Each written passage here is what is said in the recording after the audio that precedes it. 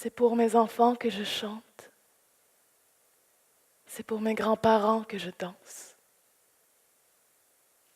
Je serai encore là demain. Nous serons encore là demain. Nous ferons encore la paix demain.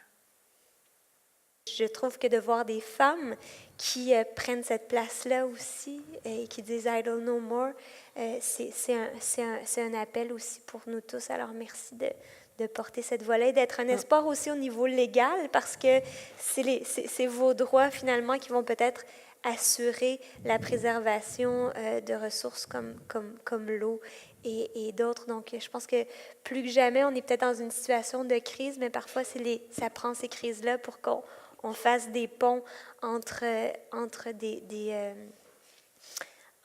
nations, entre des perspectives différentes aussi. If you look at a graph, the demand for water in our world is going straight up, and the supply for water is going straight down. And this is outside of all the pollution, outside of the climate change from greenhouse gas emissions, just our abuse and displacement of water.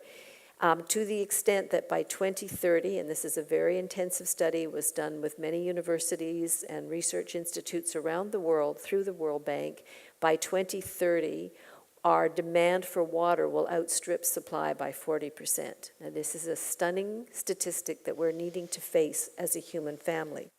Vous savez que les institutions financières sont cataloguées comme étant un des groupes qui peut contribuer soit le mieux à amener l'économie vers une économie plus responsable ou encore à encourager la poursuite effrénée de l'exploitation telle qu'on la connaît. Alors, c'est utopique de penser qu'on pourrait, à titre d'exemple, retirer le secteur de l'énergie des produits financiers. Les rendements tomberaient et il y a peu de gens qui renoncent à leur rendement. Mais par ailleurs, si on le fait intelligemment, si on aide à développer l'autre économie et qu'on trouve des nouveaux produits financiers qui vont venir aider le développement de cette économie-là, bien, un jour, les choses vont se balancer. Quelle est notre culture nordique? Qu'avons-nous développé en termes de connaissances sensibles, d'amour de ce territoire? Le Québec est immense. C'est un territoire immense pour une population de 8 millions d'habitants, dont la moitié vivent dans la région de Montréal. Bon, enfin, dans les agglomérations urbaines.